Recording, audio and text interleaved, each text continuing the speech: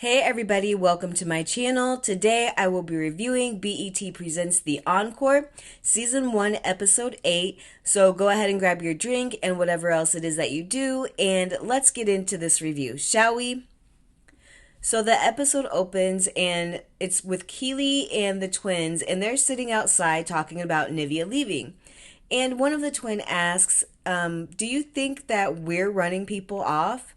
And Keely responds, yes, I think you do, but it's not intentional. The twins start saying how they didn't run anyone off and that Nivea will regret it and that it was just a big mistake that she made. We then see the three of them in a confessional, and they're saying how sad they are that Nivea left and that they want her to come back to the house. They say how great Nivea is and how much they love her. And then production runs some of her funny scenes from the season. Now, I think Keely responded correctly. It is the twins that are running people off because they have to have everything their way and they do not know how to communicate properly. I don't like how the twins make it seem like Nivea had one foot out the door. I feel like had that argument between the set of sisters not happened, Nivea would still be in the house, and if she was going through something personal like they suggested, she would have just continued to have moments by herself like she was doing before. She would not have just picked up and left, and I'm a firm believer in that, and I stand by that. So then the other ladies are in the house talking, and Misha and Irish are once again talking about the twins. And I'm honestly over them talking about the twins so much. And at some point during the conversation, Misha gets so heated and she looks at the camera and says that the twins can kiss her ass. And she's just being extra like she always is. And Pam says that Misha needs to go about it in a different way because she is the queen, and so the way that she's just moving isn't right and it's not queen-like behavior. And I actually agree with Pam. But obviously Misha doesn't take heed, and she continues to say that the twins are in it for themselves, that they're just worried about publishing and production and things like that, and that it was never about the group. Iris says that she doesn't know if the twins know how to lead yet, and that's part of their problem. Maybe they've just never had an actual leadership role, and this is their first time having a little bit of power.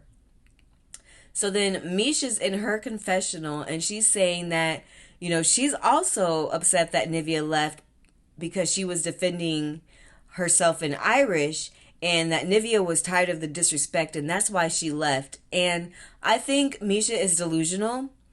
And as they're talking more and more, as Misha's talking more and more to the ladies in the kitchen, I had to ask myself what was in her cup. She looked like she was drinking, the way that she was swaying and her eyes and the rambling. It sort of looked like she was on a drunk tangent.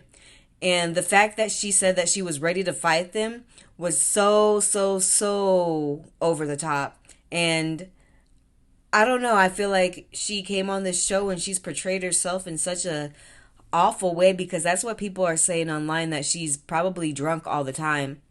But I hope we're all wrong, though. I really do. And so Shamari brings up a good point that it's basically both sets of sisters against each other and then the rest of them. And I agree with her. I don't know how I would be able to even function in a house like that, because there's already lines drawn in the sand, and on top of that there's already a built-in alliance because they're family.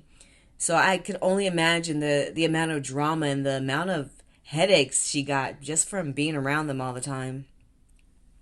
So anyways, Irish and Misha go outside after talking in the kitchen to have a few Newports. They're smokers and they can't go too long without it, and that's how they calm their nerves. And so they're near where the twins and Keely are sitting, and Misha's asking if there's cameras, and Keely starts laughing, and they're like, yeah, there's cameras over here. And Misha basically goes off when she hears them laughing and says that she's going to go over there and she's going to beat their ass. And I'm so confused at this entire interaction, for real. I really think Misha might be a little tipsy. It's like the way she walks up on them and starts to yell in their face, and it was just so extra to the point where production had to step in. And I just feel like she's just doing way too much. She probably needed to just sleep that off. Like, she showed her entire ass. And I wonder how she feels rewatching that back, honestly. So the next morning, Irish is sitting outside and she has her Newports and she's just on her phone. She's scrolling through, and I guess she's just reflecting on time in the house and thinking about how a group can't function the way that they're functioning. And then we see Irish in her confessional, and she's saying how she came to the house to teach girls, and she's saying some pretty good stuff. I won't even take that away from her, but I'm confused by this. I can't receive it from her. She doesn't even take her craft seriously. She hasn't been practicing her dance moves. She damn sure hasn't put down them Newports. Because if she was for real about fixing her struggling voice, she would have put the Newports down day one. But obviously, she doesn't care. She doesn't care. And I don't care either. So then Keely meets with the choreographer, Aaliyah, and she lets her know that Nivea went home and that Misha and Irish may be going home as well because of the situation that happened the night before, and they just have to rearrange everything now.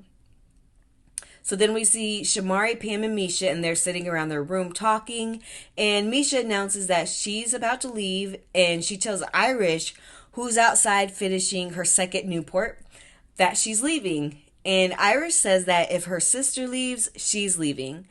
And so they start to pack their bags. And as they're packing, Misha says that Keely will probably be in the group because those two are leaving.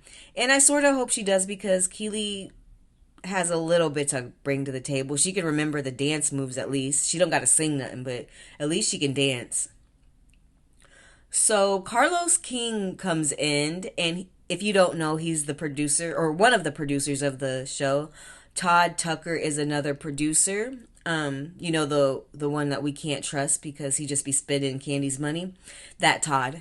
But yeah, Carlos comes in and he talks to Misha and Irish and asks them, are they sure that they want to leave? If this is really what they want to do? And they both say that they're ready to go. And Misha says that she wants him to know that it's not him or the crew. And then she starts breaking down crying, like she always does. So annoying. And Carlos lets her know that it's okay and that no explanation is needed, and he will arrange things for them to go home. And so the rest of the ladies are sitting around and they're talking about what their next step should be. And they decide that they have to recut everything, meaning they have to go back in and re-record the parts of the ladies that went home. So they've really got their work cut out for them. So then Misha and Irish comes to where the ladies are and says that they're about to leave. And so she's giving people hugs and stuff and dapping it up. And when Misha's saying goodbye to Pam, she breaks down again, and is just dramatic about it. Felicia and Fallon come and they say goodbye, and they're acting sad and telling they're telling Misha and Irish that they never wanted them to leave. And I don't know, I feel like that's very much so insincere, because all season the twins were dragging Misha and Irish, and now on their way out the door, they want to cry and say, oh, I love you and I've enjoyed our time together and this is not what I wanted. Like, I'm sorry, but I think they did want them gone the whole time. Those were the two that they didn't care whether they stayed or if they left. They would never fight for them to stay. They would never try to convince them. They didn't go and say sorry and try to do anything like they did with Nivea. So, I don't know. I feel like there's a little bit of fakeness on their part. Just be real about it and say, you know what? It didn't work out. I wish you the best, and keep it moving. And also, I feel like if Misha was so mad about everything that was going on in the house, why didn't she just tell the two ladies that she liked bye? I would not have made an entire production about me leaving the house around a bunch of women that I don't even like. Honey, that would be for the reunion. I would not have did all that. Oh my gosh, she'd be working my nerves. So after Misha and Irish leave, Fallon asks why they left. And then Felicia says they left because Nivea left and the emotions were high. And then she gives this long explanation, which is basically them not taking any responsibility or accountability for their part in everyone leaving. And Pam starts talking and she says how she understands why Misha and Irish felt like outcasts and why they felt so hurt by everything that was happening. Pam is basically sympathizing and saying that she feels them and she understands why they felt like they had to leave. And even during that, the twins are just all about themselves and saying they don't want anyone to make them feel guilty that all these people left the house and it's not their fault. And I beg to differ. I think they really need to take a step back and really see how they treated people. I don't think I would have wanted to be around them either.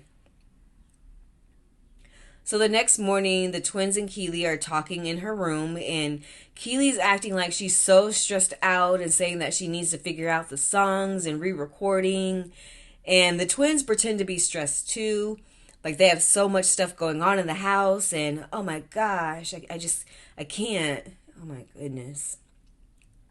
And then Fallon says that she has to ask Keely a question and she doesn't want Keely to get offended, but she thinks that Keely needs to join the group. And the twins are gassing Keely up and acting like she's just been doing so much in the house and that she just stayed through everything. And Keely starts crying and she's giving me very much white woman fragility realness. That's what she's giving me. White woman tears. And that's not a compliment. Anyways, Cosign comes to the house and the ladies all go down to the studio. He apologizes to the ladies and says that he believes in them and he wants to be there to help them out on their journey. And Felicia isn't happy with the apology and she wants to see it in his actions. So then Sita calls the ladies to the living room and they gather around the TV. Sita asks what happened and they explain that some people were just pushed to their limit in the house. Sita also says that she has a team of stylists coming over and that they pulled a few looks for the women so that they need to, work with a stylist and figure out what looks for them.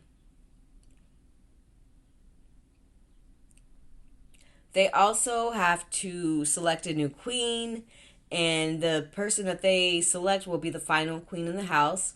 So they all vote, and the new queen is Felicia.